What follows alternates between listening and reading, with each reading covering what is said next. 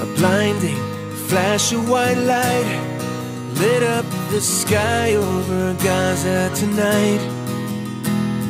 People running for cover, not knowing whether they're dead or alive.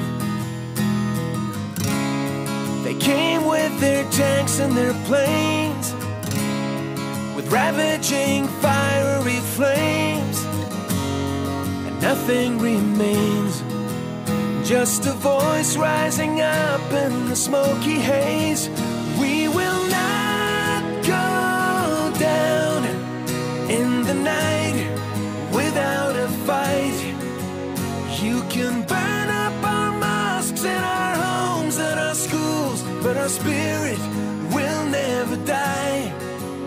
We will not go down in Gaza tonight.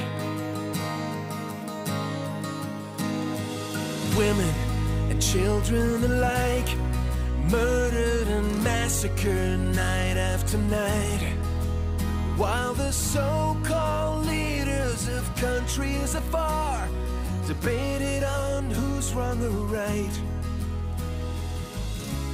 But their powerless words were in vain, and the bombs fell down.